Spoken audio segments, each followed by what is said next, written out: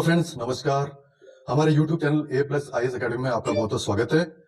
मैं युगल किशोर आज आपको आर एस मेंस का जो थर्ड पेपर है, जीएस थर्ड, उसमें सेकंड यूनिट है।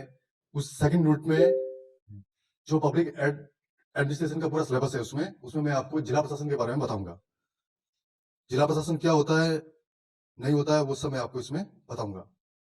तो जो आर एस मेंस का जो थर्ड पेपर है, आर एस मेंस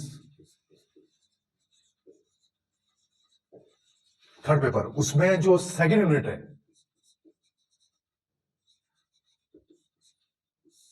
उसका सिलेबस है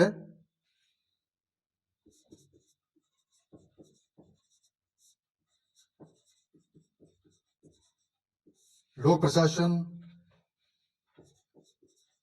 एवं प्रबंध की अवधारणाएं।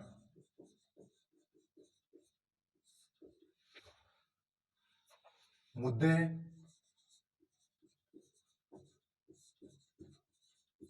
एवं गत्यात्मकता।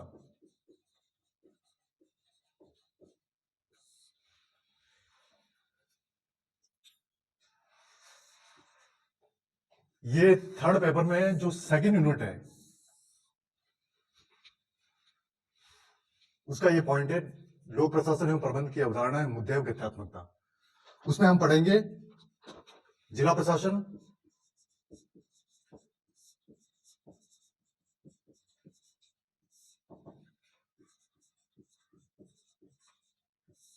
संगठन,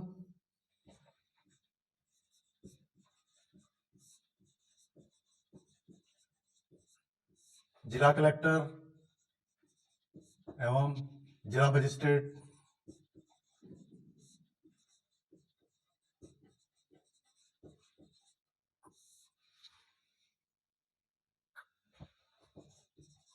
तथा पुलिस अधीक्षक।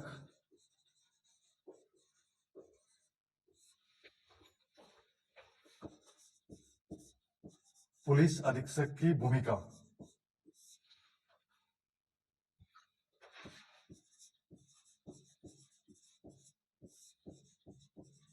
उपखंड एवं तहसील प्रशासन।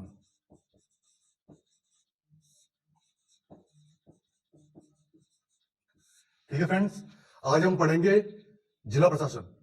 जिला प्रशासन में संगठन, जिला कलेक्टर एवं जिला मजिस्ट्रेट तथा पुलिस अधीक्षक की भूमिका, उपखंड एवं तहसील प्रशासन। तो सबसे पहले हम स्टार्ट करते हैं जिला प्रशासन।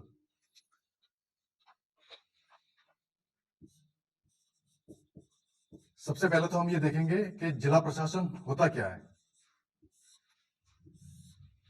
ठीक है,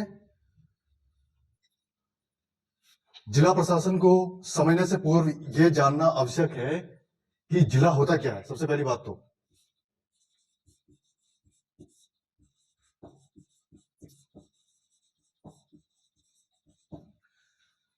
जिला होता क्या है। ठीक है,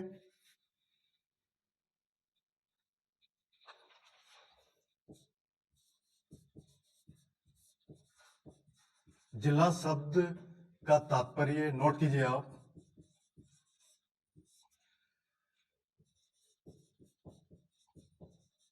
लैटिन भाषा के शब्द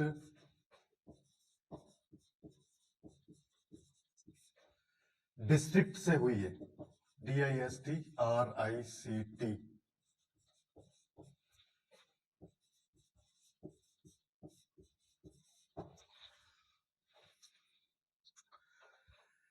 डिस्ट्रिक्ट का अर्थ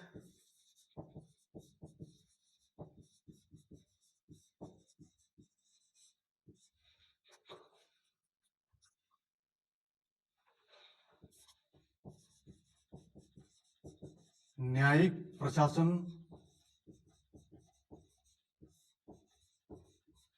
के उद्देश्य के लिए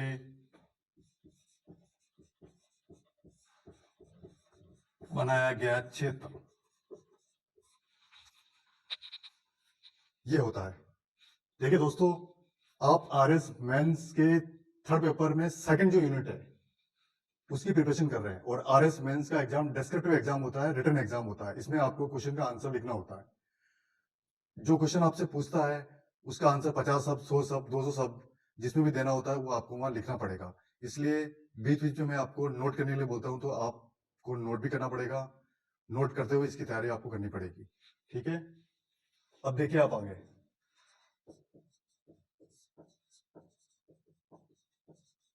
जिला प्रशासन को मोरी प्रशासन भी कहते हैं।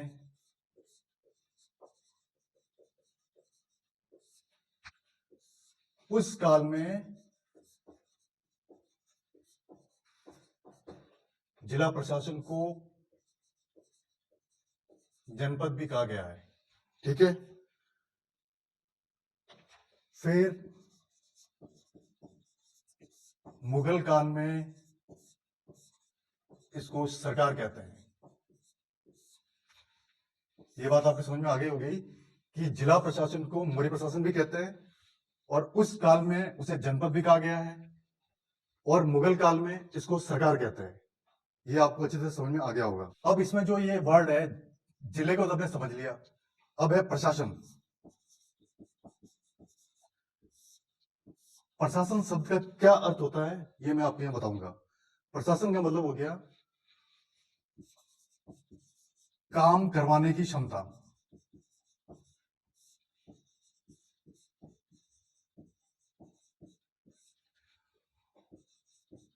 और लोक का मतलब हो गया लोक, यानी लोगों से आपको काम करवाने की कितनी क्षमता है, लोगों से कार्य करवाने की कितनी आपकी क्षमता है, उसे कहते हैं लोक प्रशासन। तो आपको प्रशासन का मतलब समझ में आ गया, जिला का मतलब समझ में आ गया कि जिला प्रशासन किसे कहते हैं। अब आगे देखते हैं हम। वर्तमान में हमारे देश में 28 राज्य और 8 केंद्र शासित प्रदेश है। पहले 29 राज्य और 7 केंद्र शासित प्रदेश हुआ करते थे, जिसमें से तेलंगाना नया स्टेट बना था, 29वां स्टेट। लेकिन बाद में जम्मू कश्मीर को केंद्र शासित प्रदेश बना दिया गया। इसीलिए अभी 28 स्टेट और 8 केंद्र शासित प्रदेश हो गए हैं। तो ये बात आपको याद रखनी है। अब इसमें राज्य को संभागों में डिस्ट्रीब्यूट किया है, संभागों को जिलों में, जिलों को उपखंड एवं तहसीलों में,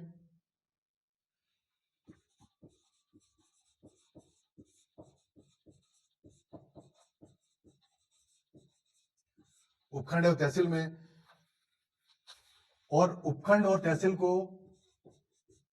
ग्राम पंचायत में, जिसका मुखिया पटवारी होता है। यानी पटवारी प्रशासन की सबसे लोअर यूनिट है, ये आपको ध्यान रखना है। ठीक है दोस्तों, अब आगे चलते हैं हम। जिले का विकास जिला प्रशासन के ऊपर निर्भर करता है। यह बात महत्वपूर्ण है और आपको याद रखनी है कि जिले का विकास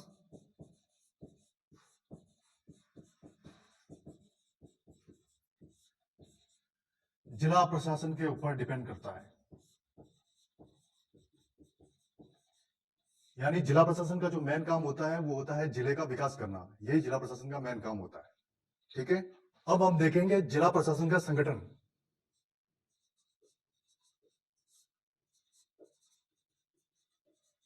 जो आपके सिलेबस में है, जिला प्रशासन का संगठन। जिला प्रशासन का क्या संगठन होता है वो मैं अभी आपको यहां आगे बताऊंगा। ठीक है, संगठन में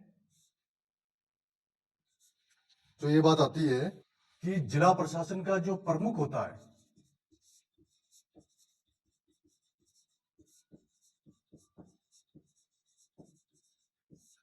वो होता है जिला कलेक्टर।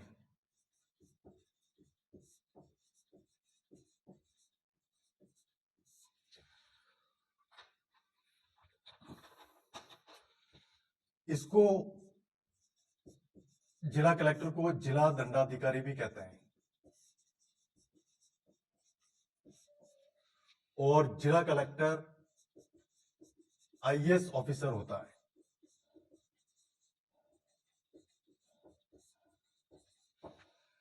ठीक है दोस्तों, आपको ये बात समझ में आ गई जिला प्रशासन का जो संगठन है उसमें हम ये देखते हैं कि जिला प्रशासन का जो प्रमुख होता है वो होता है जिला कलेक्टर, और जिला कलेक्टर को हम जिला दंडाधिकारी भी कहते हैं, और ये आईएएस ऑफिसर होता है। और जितने भी जिले के डिपार्टमेंट होते हैं, जितने भी जिले के विभाग होते हैं, वो सब जिला कलेक्टर को सपोर्ट करते हैं अपने काम में। ठीक है, अब हम इसका जो जिला प्रशासन का संगठन है इसमें पदानुक्रम देखेंगे। पदानुक्रम कि सबसे ऊपर कौन होता है, फिर सबसे नीचे कौन होता है। तो सबसे ऊपर तो होता है जिला कलेक्टर,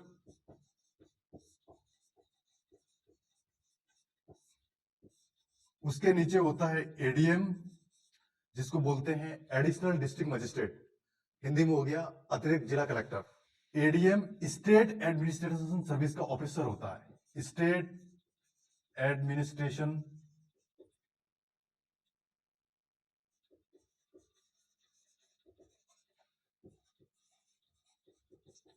सर्विस का ऑफिसर होता है। हमारे राजस्थान स्टेट में ये आरएएस ऑफिसर होते हैं। ठीक है, और उसके नीचे हो गया सीईओ, सीईओ नगर निगम। सीईओ का मतलब हो गया चीफ एग्जीक्यूटिव ऑफिसर, यानी मुख्य कार्यकारी अधिकारी, वो इसके नीचे हो गया। सीईओ के नीचे हो गया एसडीएम। एसडीएम का मीनिंग हो गया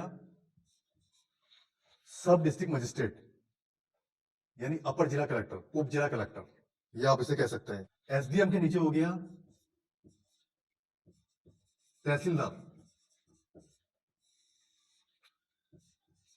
फिर तहसीलदार के नीचे हो गया ईओ, ईओ जनपद पंचायत।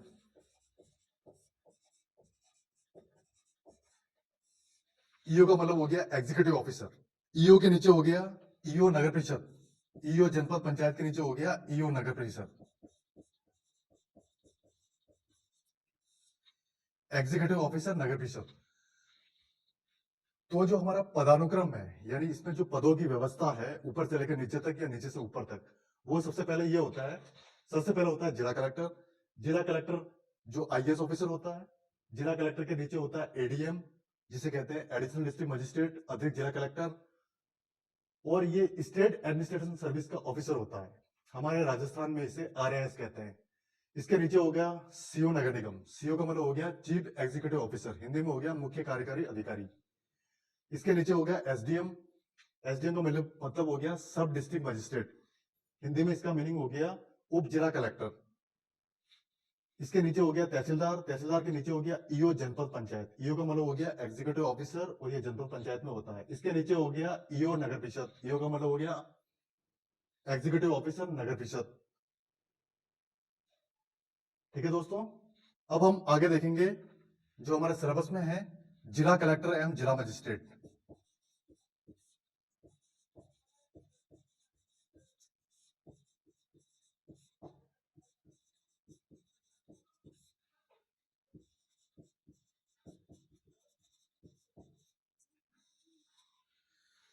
जिला कलेक्टर एवं जिला मजिस्ट्रेट, इसमें जिला कलेक्टर जिले का प्रमुख होता है, जिले का सबसे बड़ा अधिकारी होता है।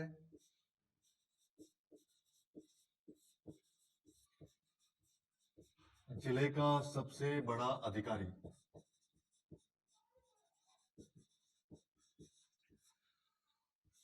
और ये आईएएस ऑफिसर होता है।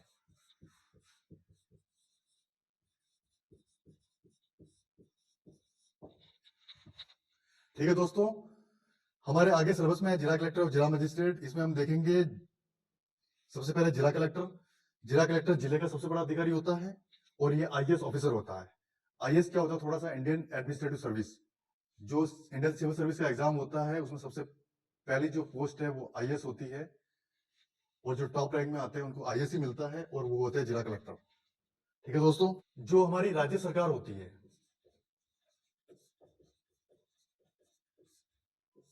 राज्य सरकार इनको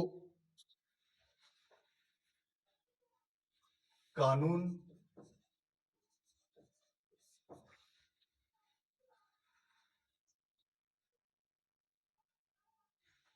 जिला प्रशासन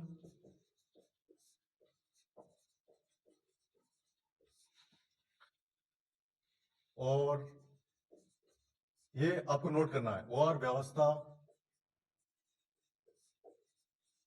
की देखभाल के लिए नियुक्त करता है।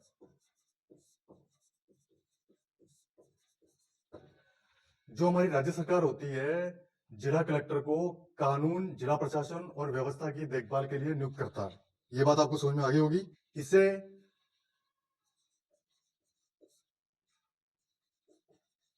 जिला मजिस्ट्रेट या डीएम भी कहते हैं।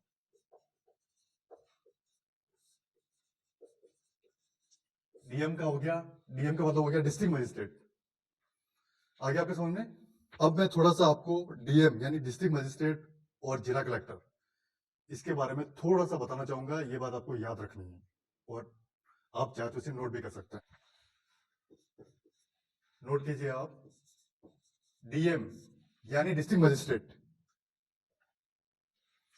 डीएम को उनकी कार्य शक्ति, दंड प्रक्रिया संहिता, दंड प्रक्रिया संहिता सीआरपीसी 1973 से मिली है।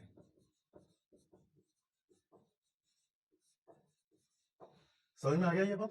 डीएम जो डिस्ट्रिक्ट मजिस्ट्रेट है, उसको उनकी कार्य शक्ति, दंड प्रक्रिया संहिता सीआरपीसी 1973 से मिली है। ये बात आपको याद रखनी है। ये है डिस्ट्रिक्ट मजिस्ट्रेट के बारे में। अब है जिला कलेक्टर।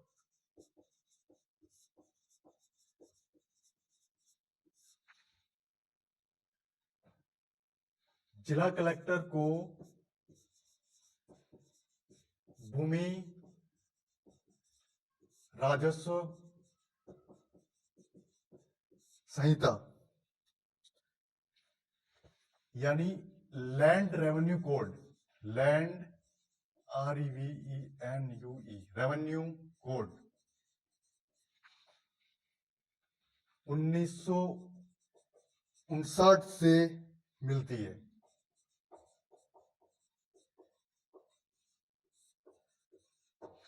ये बात मोस्ट इंपोर्टेंट है, ये आपको याद रखनी है कि जिला कलेक्टर को भूमि राजस्व संहिता यानी लैंड रेवेन्यू कोड 1959 से मिलती है। और डीएम के बारे में जो बताई थी मैंने आपको बात, डीएम को उनकी कार्य शक्ति, दंड प्रक्रिया संहिता सीआरपीसी 1973 से मिली है। आगे बात समझ में। अब हम एक एक टॉपिक ले लेंगे। सबसे पहले स्टार्ट करते हैं जिला कलेक्टर।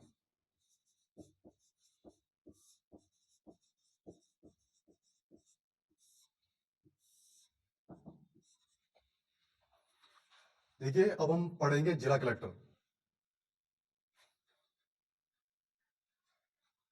भारत में, ये बात आपको नोट करनी है, भारत में राजस्व प्रशासन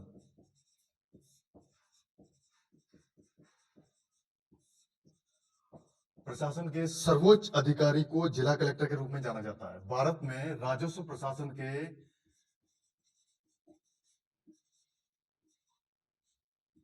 सर्वोच्च अधिकारी को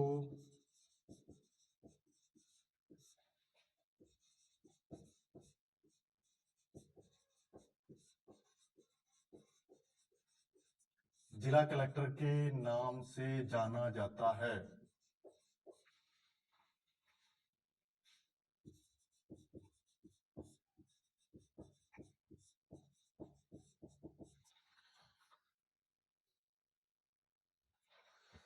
जिला कलेक्टर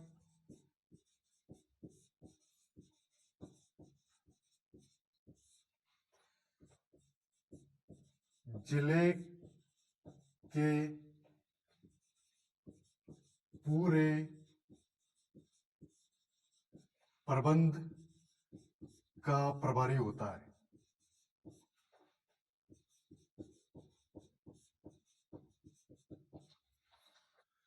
जिला कलेक्टर के कार्य का उद्देश्य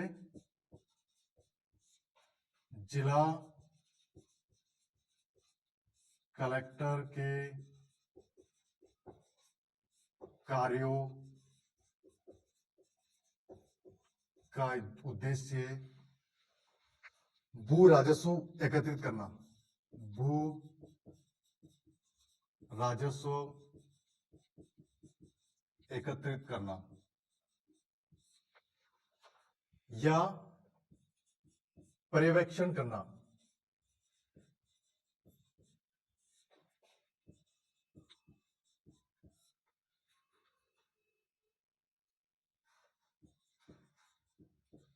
ठीक है दोस्तों, लगान भू राजस्व,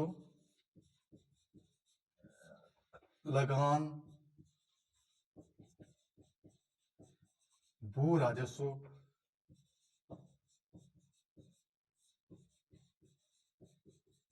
कैसे एकत्रित किया जाए।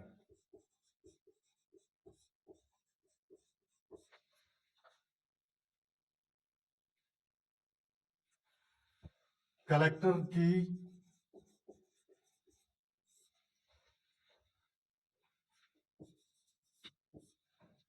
जो न्यायिक शक्ति है,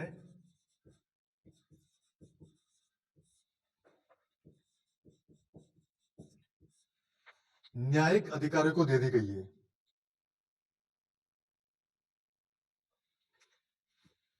कलेक्टर की जो न्यायिक शक्ति है वो न्यायिक अधिकारियों को दे दी गई है।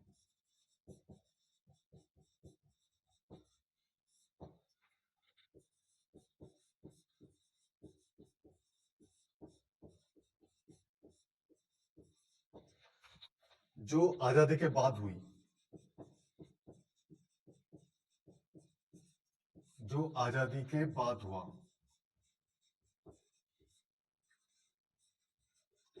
यानी हमारा देश आजाद होने के बाद कलेक्टर की जो न्यायिक शक्ति है वो न्यायिक अधिकारियों को दे दी गई है। ये बात बहुत इंपॉर्टेंट है और ये बात आपको याद रखनी है। प्रत्येक जिले में एक जिला कलेक्टर होता है।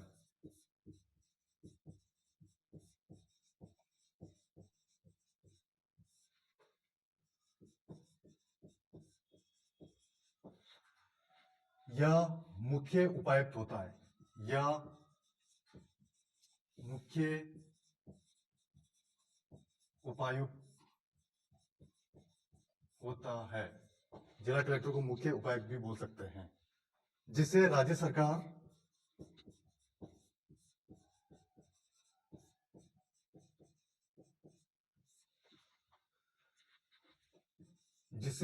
सरकार कानून और जिला प्रशासन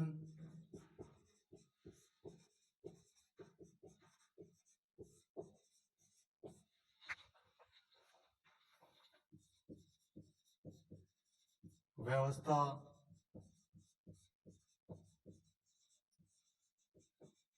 और देखभाल के लिए नियुक्त करती है।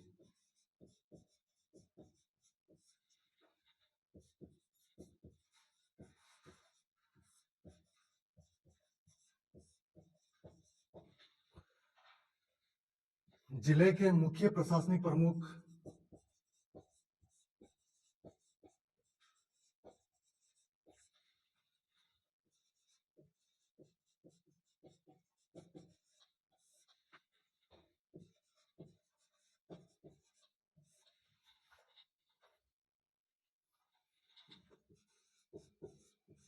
को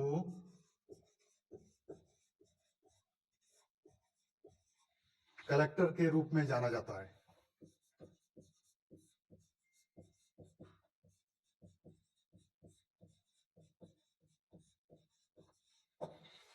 ठीक है दोस्तों, ये तो हो गया जिला कलेक्टर के बारे में। मैं एक बार आपको और बता देता हूं। जिला कलेक्टर भारत में राजस्व प्रशासन के सर्वोच्च अधिकारी को जिला कलेक्टर के नाम से जाना जाता है। यह बात आपको समझ में आ गई होगी। जिला कलेक्टर जिले के पूरे प्रबंध का प्रभारी होता है, यानी पूरे मैनेजमेंट का प्रभारी होता है। यानी मैनेजमेंट और एडमिनिस्ट्रेशन दोनों एक दूसरे से मिलता जुलता है, और मैनेजमेंट का प्रभारी जिला कलेक्टर ही होता है। जिला कलेक्टर के कार्यों का उद्देश्य भू राजस्व एकत्रित करना या पर्यवेक्षण करना है। लगान भू राजस्व कैसे एकत्रित किया जाए, कलेक्टर को जो न्यायिक शक्ति दी, जो न्यायिक शक्ति वो न्यायिक अधिकारियों को दे दी गई है। यानी जिला कलेक्टर के पास जो न्यायिक शक्ति थी वो न्यायिक अधिकारियों को दे दी गई है, जो आजादी के बाद हुआ। यानी हमारा देश जो आजाद हुआ उसके बाद ये काम हुआ। प्रत्येक जिले में एक जिला कलेक्टर होता है या मुख्य उपायुक्त होता है, जिसे राज्य सरकार कानून और जिला प्रशासन की व्यवस्था और देखभाल के लिए नियुक्त करती है। जिले के मुख्य प्रशासनिक प्रमुख को कलेक्टर के रूप में जाना जाता है। ठीक है दोस्तों, ये तो हो गया जिला कलेक्टर के बारे में पूरा A to Z एक्सपेंशन। अब हम बात करेंगे जिला मजिस्ट्रेट। ठीक है दोस्तों, अब हम बात करेंगे जिला मजिस्ट्रेट।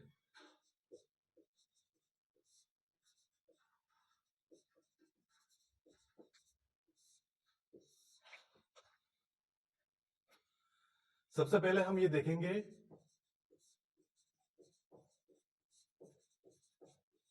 कि जिला मजिस्ट्रेट कौन होता है। हम अक्सर देखते हैं, पढ़ते हैं, जिला कलेक्टर एवं जिला मजिस्ट्रेट हमें लिखा हुआ दिखता है।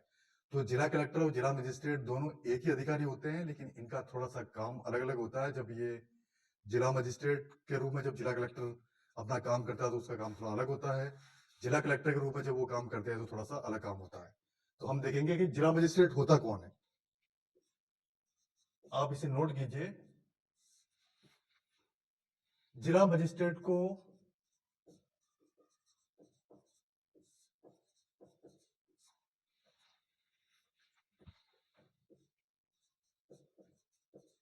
जिले का डीसी या डीएम भी कहा जाता है।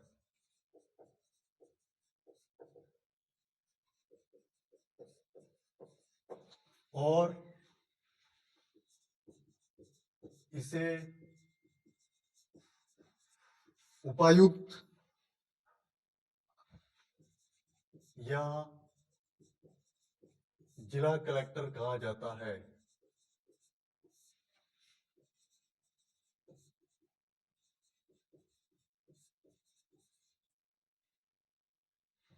जिला मजिस्ट्रेट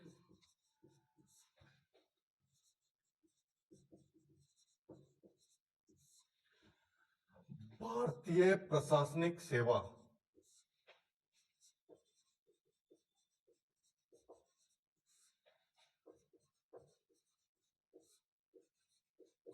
भारतीय प्रशासनिक सेवा यानी आईएएस, इंडियन एडमिनिस्ट्रेटिव सर्विस का एक अधिकारी होता है।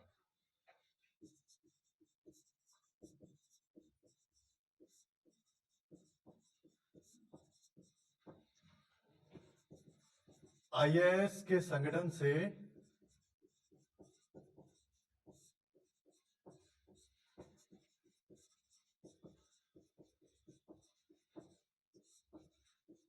अधिकारियों को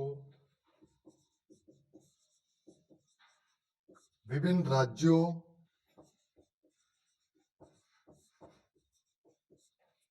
या जिलों में तैनात किया जाता है।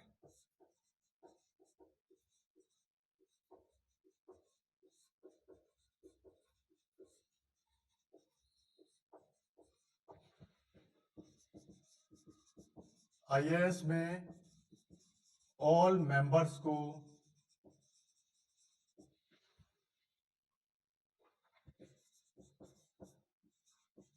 यूपीएससी यानी यूनियन पब्लिक सर्विसन, संघ लोक सेवा आयोग द्वारा नामांकित किया जाता है।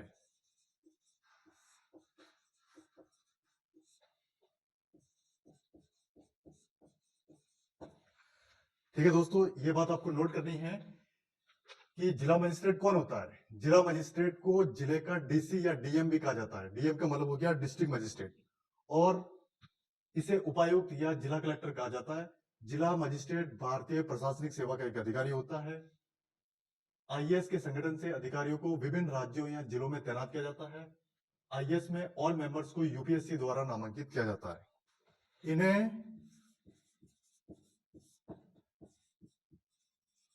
राज्य सिविल सेवा एवं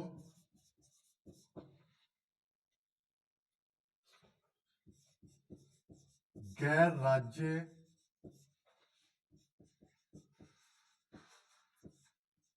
सिविल सेवा द्वारा नामित किया जाता है।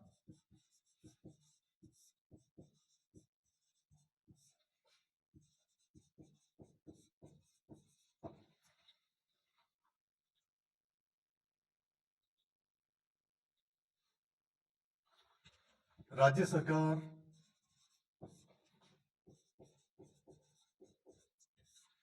जिला मजिस्ट्रेट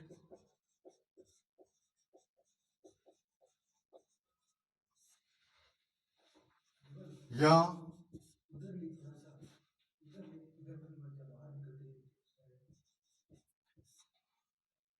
जिला कलेक्टर, राज्य सरकार जिला मजिस्ट्रेट या जिला कलेक्टर का ट्रांसफर एक स्थान से दूसरे स्थान पर करती है।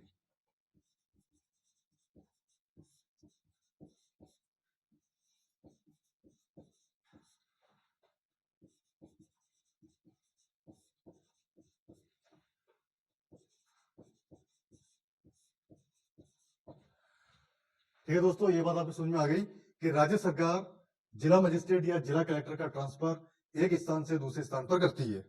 अब हम थोड़ा एक इसी टॉपिक से जुड़ता हुआ जो टॉपिक है उसके बारे में हम बात करेंगे कि डीएम की जो सैलरी होती है, डिस्ट्रिक्ट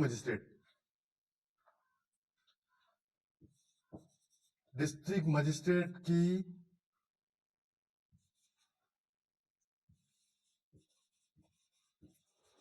पर मंथ सैलरी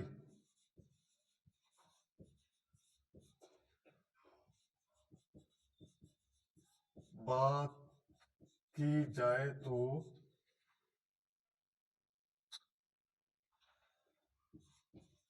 7 पे कमीशन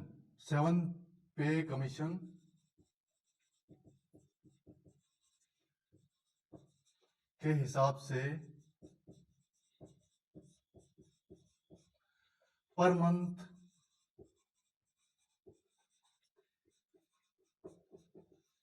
1 या 1.5 लाख होती है।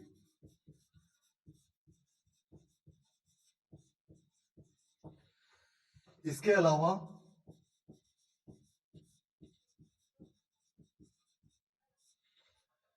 अलावा इन्हें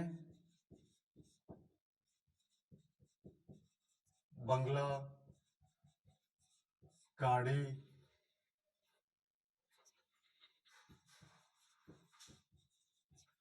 सुरक्षा गार्ड,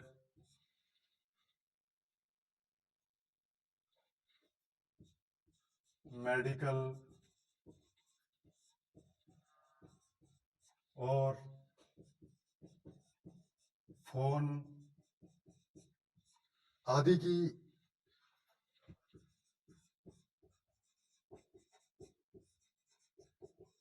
सुविधा भी सरकार द्वारा दी जाती है। बाद में जिला कलेक्टर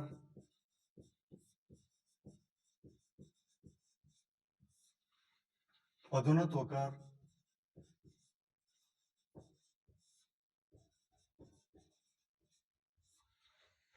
कैबिनेट सचिव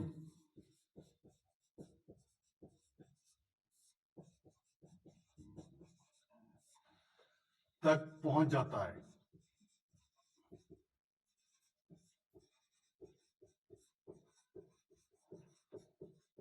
तो इनकी सैलरी यानी मंथली पे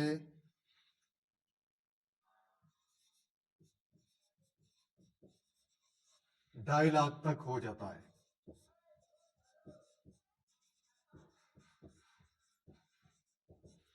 ठीक है दोस्तों, ये बात आपको समझ में आ गई। डीएम की जो पर मंथ सैलरी की बात की जाए तो 7 पे कमीशन के हिसाब से पर मंथ 1 या 1.5 लाख तक होती है। इसके अलावा इन्हें बंगला, गाड़ी, सुरक्षा गार्ड, मेडिकल और फोन आदि की सुविधा भी सरकार द्वारा दी जाती है। बाद में जिला कलेक्टर पदोन्नत होकर कैबिनेट सचिव तक पहुंच जाता है तो इनकी सैलरी 2.5 लाख तक हो जाती है। बस दोस्तों, आज के लिए इतना ही काफी। All the best.